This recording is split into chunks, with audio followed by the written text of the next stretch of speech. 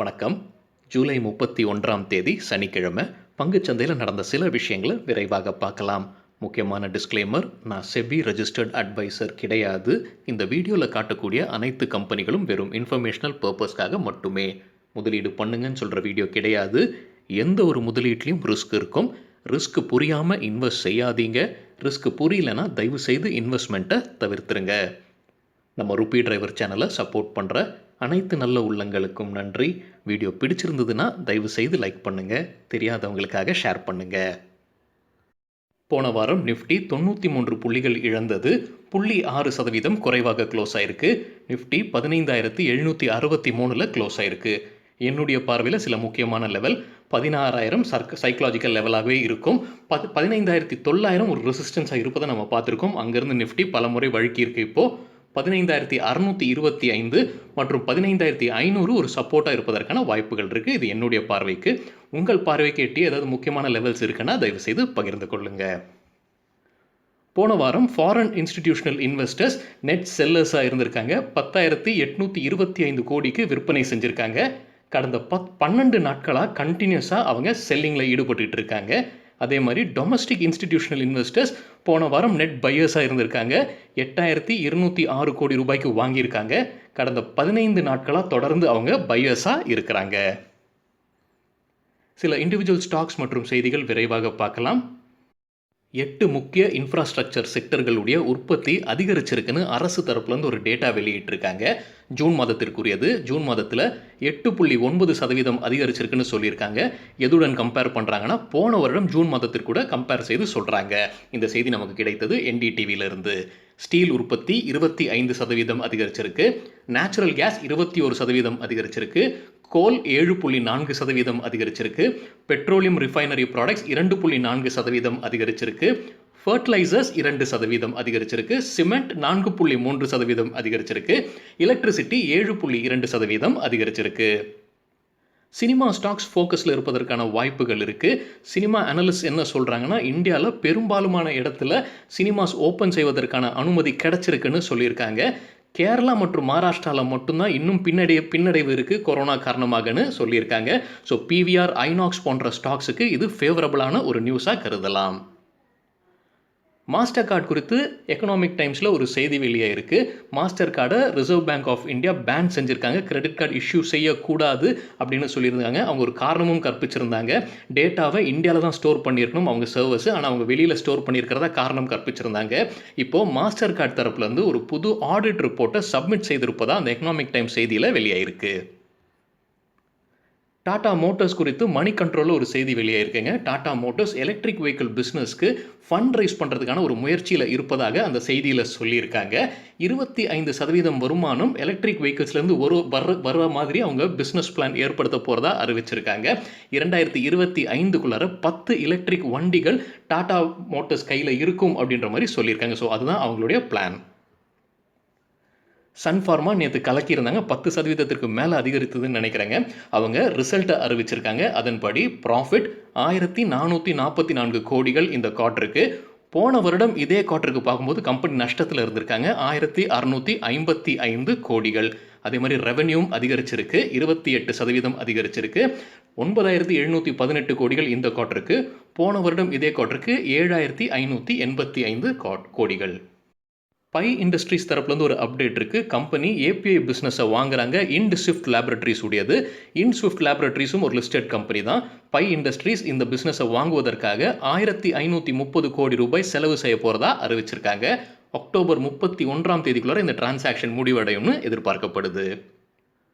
Britannia அவங்க quarterly result வெளியிட்டிருக்காங்க. அதன்படி consolidated revenue quarter on quarter 9% அதிகரிச்சிருக்கு. ரெவென்யூ இயர் ஆன் இயர் கிட்டத்தட்ட 1% விழுந்திருக்கு. ப்ராஃபிட் குவார்டர் ஆன் குவார்ட்டர் 7.5% அதிகரிச்சிருக்கு. ப்ராஃபிட் இயர் ஆன் இயர் 29% விழுந்திருக்கு. குவார்டர் ஆன் குவார்ட்டர்ன்றது இந்த குவார்ட்டருடன் போன குவார்ட்டரை கம்பேர் செய்கிறது. இயர் ஆன் இயர்ன்றது இந்த குவார்ட்டருடன் போன வருடம் இதே குவார்ட்டரை கம்பேர் செய்கிறது. கம்பெனி ஏர்னிங்ஸ் பெர் ஷேரையும் வெளியிட்டிருக்காங்க. அதன்படி இந்த குவார்ட்டருக்கு 16.17, போன குவார்ட்டருக்கு 15.13, போன வருடம் இதே குவார்ட்டருக்கு 22.69. பிசி ஜுவல்லர் தரப்புலேருந்து ஒரு அப்டேட் இருக்குது. கம்பெனி அவங்க எடுத்த கடனுக்குரிய வட்டியை கட்டாமல் இருக்காங்க போல தெரியுதுங்க. ஸோ அதற்குரிய டேட்டாவை வெளியிட்டிருக்காங்க. மார்ச் குவார்ட்டர் கடைசியில் அவங்க கட்ட வேண்டிய லோன் தொகை அவுட்ஸ்டாண்டிங் அமௌண்ட் மட்டும் 3160 கோடி ரூபாய். அதில் டிஃபால்ட் செஞ்சிருக்கிறது 214 கோடி ரூபாய். இது வந்து மார்ச் குவார்ட்டர் கடைசியிலங்க. ஜூன் குவார்ட்டர் கடைசியில் டேட்டா பார்க்கும்போது அவங்களுடைய லோன் அவுட்ஸ்டாண்டிங் லோன் பார்க்கும்போது 3181 கோடிகள். ஸோ அதிகரிச்சிருக்கு கடன். அமௌண்ட் டிஃபால்ட்டாக இருக்கிறது 391 கோடிகள். ஸோ கம்பெனி கொஞ்சம் நஷ்டத்தில் இருக்கிறாங்க அப்படின்னு நம்ம புரிஞ்சுக்கலாம். ஸோ பிசி ஜுவல்லர்ஸுடைய ஷேர் ஹோல்டர்ஸாக இருக்கீங்க அப்படின்னா இதையும் மனதில் கொள்ளுங்க. வைக்கணுமா வேண்டாமா அப்படின்றது யோசித்து முடிவு பண்ணுங்க. உங்கள் தரப்புல இருந்தும் இன்னொரு முறை இதை சரிபார்த்து கொள்ளுங்க. ஹீரோ மோட்டோகார்ப் தரப்புலேருந்து ஒரு அப்டேட் இருக்குது. அவங்க ரீட்டைல் ஆப்ரேஷன்ஸ் மெக்சிகோவில் துவங்கி விட்டதாக அறிவிச்சிருக்காங்க. ஜேகே டயர்ஸ் தரப்புலேருந்து ஒரு அப்டேட் இருக்குது. கம்பெனியுடைய ஒரு பிரபலமான சப்சிடரி கம்பெனியான கேவெண்டிஷ் இண்டஸ்ட்ரீஸ் அவங்களுடைய குவார்ட்டர்லி ரிசல்ட் வெளியிட்டிருக்காங்க. அதன்படி ரெவென்யூ 687 கோடிகள் அதிகரிச்சிருக்கு. Year on year 112%. அவங்க வெளியிட்ட ப்ரெஸ் ரிலீஸுங்க. ஸோ அதில் எபிட்டா தான் கொடுத்துருக்காங்க. Earnings before interest tax depreciation and amortization EBITDA வந்து 57 கோடிகள். இது 3 மடங்கு அதிகரிச்சிருக்கு இயர் ஆன் இயர் கம்பேர் செய்யும்போது.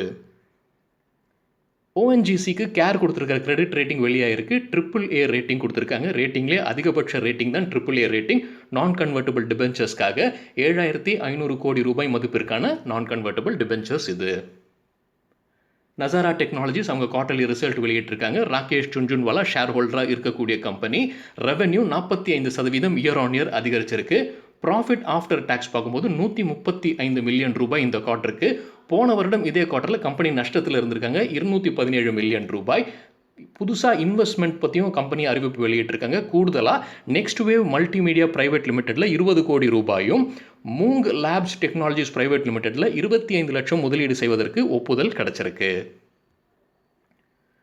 இன்ஃபோ எட்ஜ் இந்தியா லிமிடெட் தரப்புலேருந்து ஒரு அப்டேட் இருக்குது. இந்த கம்பெனி தான் 99 acres naukri.com போன்ற வெப்சைட்ஸை நடத்தக்கூடிய கம்பெனி. இவங்க ஜொமேட்டோவில் முன்னதாகவே இன்வெஸ்ட்மெண்ட்டில் இருந்திருக்காங்க. இந்த ஐபிஓ வழியாக சில ஷேர்ஸை விற்பனையும் செஞ்சாங்க ஜொமேட்டோவில். இப்போ கம்பெனி என்ன சொல்லியிருக்காங்கன்னா 7 கோடி ரூபாய் 4B நெட்வொர்க்ஸ் பிரைவேட் லிமிடெட்டில் முதலீடு செய்ய போகிறதா அறிவிச்சிருக்காங்க. முன்னதாக கம்பெனி கையில் 12% ஸ்டேக் இருந்தது 4B நெட்வொர்க்ஸில். இப்போ இந்த டிரான்சாக்ஷனுக்கு அப்புறமாக 20% ஸ்டேக் கையில் இருக்கும்.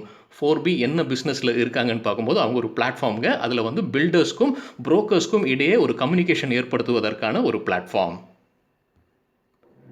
யூபிஎல் லிமிடெட் அவங்க குவார்ட்டர்லி ரிசல்ட் அறிவிச்சிருக்காங்க. ரெவென்யூ இயர் ஆன் இயர் 9% அதிகரிச்சிருக்கு. ப்ராஃபிட் இயர் ஆன் இயர் 23% அதிகரிச்சிருக்கு.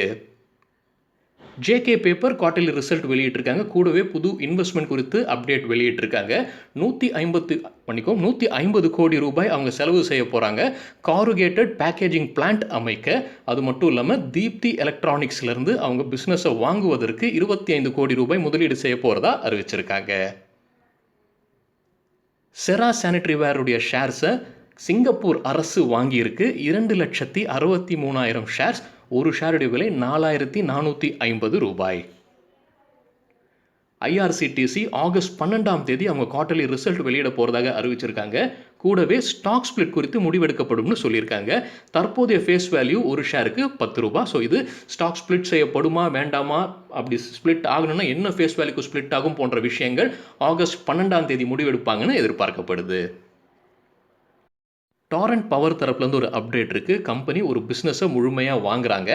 LREHL ரெனியூபிள்ஸ் India special purpose vehicle private limited மகாராஷ்டிராவில் இருக்கிற இந்த ஒரு கம்பெனி அவங்க வாங்குறாங்க. இந்த ஒரு ப்ராஜெக்ட்டுக்காக நிறுவப்பட்ட கம்பெனின்னு நினைக்கிறேங்க. ஸோ அதை முழுமையாக அவங்க வாங்குறாங்க. யார்கிட்டேருந்து வாங்குறாங்கன்னா லைட் சோர்ஸ் பிபி அப்படின்ற கம்பெனிக்கிட்டேருந்து. இது ஒரு ஜாயிண்ட் வெஞ்சர் கம்பெனி. யாருக்கு இடையில் இருக்கிற ஜாயிண்ட் வெஞ்சர்னு பார்க்கும்போது லைட் சோர்ஸ் மற்றும் பிரிட்டிஷ் பெட்ரோலியம் இடையே இருக்கிற ஜாயிண்ட் வெஞ்சர். 6 மாதத்தில் இந்த டிரான்சாக்ஷன் முடிவடையும்னு சொல்லியிருக்காங்க. 317 கோடி ரூபாய் இந்த டிரான்சாக்ஷனுக்காக செலவு செய்யப்படும்னு அறிவிச்சிருக்காங்க கம்பெனி. JCT லிமிடெட் கம்பெனியுடைய ஷேர்ஸை டாய்ஷ் பேங்க் ஏஜி விற்பனை செஞ்சுருக்காங்க. 47,50,000 ஷேர்ஸை நேற்று விற்பனை செஞ்சுருக்காங்க. ஒரு ஷேருடைய விலை 3 ரூபாய் 66 பைசா. ஜி என்டர்டெயின்மெண்ட் தரப்புலேருந்து ஒரு அப்டேட் இருக்குது. கம்பெனி செபியுடைய அட்வைசரி லெட்டருக்கு ஒரு விளக்கம் அளித்திருக்காங்க. செபி ஜூன் 17 ஒரு அட்வைசரி லெட்டர் ஜி என்டர்டெயின்மெண்ட்டுக்கு அனுப்பியிருக்காங்க. அதற்குரிய விளக்கத்தை ஜி என்டர்டெயின்மெண்ட் இப்போ வழங்கியிருக்காங்க. அந்த செபியுடைய அட்வைசரி லெட்டரில் என்ன இருக்குன்னு விரைவாக பார்க்கலாம். எனக்கு புரிந்த சில விஷயங்கள். ஜீ என்டர்டெயின்மென்ட் சில கம்பெனிகளுக்கு கடன் குடுத்திருக்காங்க. அத எப்படி திருப்பி வாங்குவாங்க அப்படின்ற ஒரு ரிகவரி பிளான் இல்ல. அது உடனே போட வேண்டும் அப்படின்ற மாரி சொல்லியிருக்காங்க. 2வதா சில டாக்குமென்டேஷன் சரியா இல்ல. அட்வான்ஸஸ் கிடைச்சிருக்கு கம்பெனிக்கு. அதற்குரிய டாக்குமென்டேஷன் ப்ரொசீஜர் சரியா இல்ல. அது உடனடியா கரெக்ட் செய்யணும்னு இப்போ சொல்லியிருக்காங்க. அது மட்டும் இல்லாம சில பேருக்கு கடன் குடுத்து அத ரிகவர் செய்றதுக்கு அவங்களுடைய ரிலேட்டட் பார்ட்டீஸ்க்கே அத ஒப்படைக்கிறாங்க. ஸோ அந்த ரிகவரி எப்படி நடைபெறும்? சரியா நடைபெறாது அப்படின்ற மாரி கேள்வி எழுப்பியிருக்காங்க செபி. ஸோ இந்த மாரி விஷயங்கள் இருக்கு. இது சரி செய்ய வேண்டும்னு செபி அட்வைசரி லெட்டர்ல ஜூன் 17ஆம் தேதி ஜீ என்டர்டெயின்மென்ட்க்கு அனுப்பியிருக்காங்க. இது ஜீ என்ன சொல்லியிருக்காங்கன்னா, ஷேர் ஹோல்டர்ஸ்க்கு உகந்தது அல்ல, ஷேர் ஹோல்டர்ஸ்க்கு எதிரானது இது அப்படின்னு சொல்லியிருக்காங்க. சில செபியோடைய ரூல்ஸும் சரியா கடைபிடிக்கல, அதையும் சரி செய்ய வேண்டும் போன்ற விஷயங்கள செபி சொல்லியிருக்காங்க. இத ஒரு எச்சரிக்கையா எடுத்துக்கொண்டு இதெல்லாம் சரி செய்ய வேண்டும்னு செபி அந்த லெட்டர்ல சொல்லியிருக்காங்க. அதற்குரிய ஒரு விளக்கமாக ஜீ என்டர்டெயின்மென்ட் இப்ப விளக்கம் அளித்திருக்காங்க. அவங்க பெரும்பாலான விஷயம் சரி செஞ்சிருக்கு, சிலதெல்லாம் சரி செய்யப்படும் போன்ற விஷயத்த அவங்க சொல்லியிருக்காங்க அவங்க லெட்டர்ல. மேலும் ஆகஸ்ட் 6ஆம் தேதி குவார்ட்டர்லி ரிசல்ட் அறிவிக்கப்படும்னு ஜீ என்டர்டெயின்மென்ட் தரப்புல இருந்து சொல்லியிருக்காங்க. கெய்னர்ஸ் வித் ஹை வால்யூம் பட்டியலை விரைவாக பார்க்கலாம். ஹை வால்யூம்னு எப்படி சொல்கிறோன்னா, நேற்று வால்யூமுடன் கடந்த 10 நாளைக்கான ஆவரேஜ் வால்யூமை கம்பேர் செய்து 100%த்திற்கு மேலே இருக்கிற சில ஸ்டாக்ஸ் கெய்னர்ஸ்ன்னு சொல்லும்போது ஷேர் பிரைஸ் அதிகரித்திருக்க வேண்டும். விதி ஸ்பெஷாலிட்டி 20% ஷேர் பிரைஸ் அதிகரிப்பு, 300% வால்யூம் அதிகரிப்பு. பிரிவி ஸ்பெஷாலிட்டியும் 20% ஷேர் பிரைஸ் அதிகரித்தது. நேற்று நம்ம ஒரு செய்தியும் பார்த்துருந்தோம். 600% வால்யூம் அதிகரிப்பு. டிபிஎல் பிளாஸ்டிக் 14% ஷேர் பிரைஸும் 359% வால்யூம் அதிகரிப்பு. இந்தியன் மெட்டல்ஸ் 12% ஷேர் பிரைஸ் அதிகரிப்பு, 221% வால்யூம் அதிகரிப்பு. ஆர் சிஸ்டம்ஸ் நேற்று நம்ம செய்தி பார்த்துருந்தோம். 11% ஷேர் பிரைஸ் அதிகரித்தது, 328% வால்யூம் அதிகரிப்பு. மஹிந்திரா லாஜிஸ்டிக்ஸ் 11% ஷேர் பிரைஸும் 305% வால்யூம்.